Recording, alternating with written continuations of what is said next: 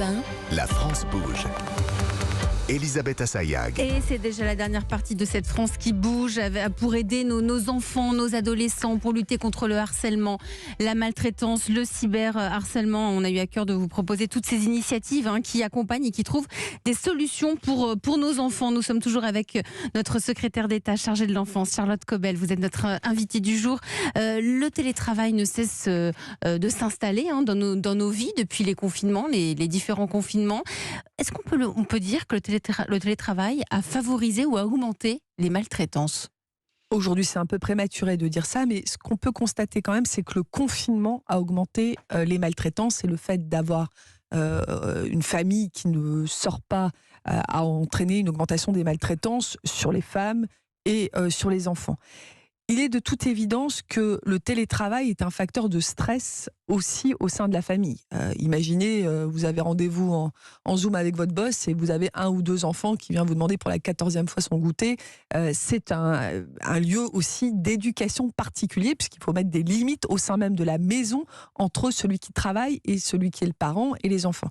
C'est en tout cas un sujet que nous allons regarder avec beaucoup d'attention parce que par contre, ce qui est certain, c'est qu'aujourd'hui, on a une augmentation du nombre de bébés secoués qui arrivent dans les hôpitaux et que les signaux sont quand même plutôt sur ce point-là un peu inquiétants. Et donc vous y faites un lien avec le télétravail et une nouvelle façon de travailler ? C'est prématuré de faire un lien. En tout cas, c'est pour moi un sujet d'alerte et nous allons mettre en place les outils pour évaluer ça et les outils pour prévenir ça, évidemment, surtout les outils pour prévenir ça. D'ailleurs, Nadège Larcher avec MyTuga, vous aussi, parmi vos clients potentiels, il y a les entreprises pour justement gérer aussi cette histoire de télétravail, de gestion des écrans, parce que c'est vrai qu'on peut avoir envie pendant un Zoom de dire je te mets devant l'écran et tu ne bouges plus.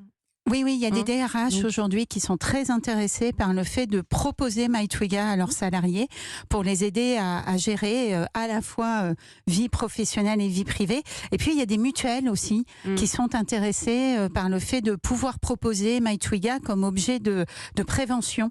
De prévention et d'alerte. Aujourd'hui, on a voulu prendre des nouvelles d'une association. On est quasiment ici dans la France Bouge. Charlotte Barrican, ce sont les papillons fondés par Laurent Boyer. Bonjour Charlotte. Bonjour Elisabeth. Le 29 novembre 2019, Laurent Boyer se tenait là, ici, à votre place. Il avait fondé l'association Les Papillons. C'est quoi exactement ? Exactement, Elisabeth. C'est une association qui installe des boîtes aux lettres dans les écoles, les collèges ou les lycées ou même les salles de sport. L'idée, libérer la parole des enfants qui sont victimes de violences, intrafamiliales ou de harcèlement scolaire. Alors, au détour de quelques mots, un bout de papier sur un dessin, l'enfant partage son histoire et comme beaucoup d'idées, Elisabeth, tout part d'une expérience de vie comme l'avait raconté Laurent Boyer, le fondateur des Papillons dans La France Bouge, le 20 novembre 2019. Je connais l'importance de la libération de la parole pour aller mieux. J'ai moi-même été victime par mon frère de violences sexuelles lorsque j'avais 6 ans jusqu'à l'âge de 9 ans. Et en fait, je sais que ce qui nous détruit plus encore que le mal qu'on nous fait, c'est les années de silence qui suivent derrière. Moi, il m'a fallu 30 ans pour pouvoir libérer ma parole, 30 ans de honte, 30 ans de culpabilité. Et je sais qu'au plus vite on libère sa parole et au mieux on peut se reconstruire. Les années ont passé. Aujourd'hui, on peut dire que ça va très très bien. Les papillons se déploient partout en France. Exactement. C'est plus de 200 boîtes aux lettres, soit 65 000 enfants qui sont touchés, qui peuvent avoir un accès direct à cette solution. Donc des boîtes aux lettres qui marchent bien, qui fonctionnent bien, présentes dans les écoles. C'est ça, elles fonctionnent même quotidiennement, 60 d'entre elles pour être exact. Et l'année dernière, 750 mots ont été déposés dans les boîtes aux lettres et une dizaine de signalements ont été faits au procureur pour sauver ces enfants. Et tout ça, c'est possible, Elisabeth, puisque l'équipe des Papillons s'est agrandie. On a 600 bénévoles répartis sur tout le territoire. Dorénavant, on a des salariés puisque, en fait, on a montré que notre dispositif fonctionnait et ça fait que maintenant, on a des grands groupes qui nous ont rejoints, qui nous aident pour continuer à avancer, des gros partenariats, notamment sur la lutte contre le harcèlement scolaire qui vont se mettre en place avec la Banque Postale Assurance. Et plein d'autoprojets sont à venir, Elisabeth, notamment un lieu qui regrouperait l'accompagnement psychologique, médical, juridique et thérapeutique pour aider les enfants. Ce sont les maisons Papillons. Et encore une bien belle histoire avec cette association Les Papillons. Madame la ministre Charlotte Cobel, secrétaire d'État chargée de l'enfance, vous la connaissez cette association.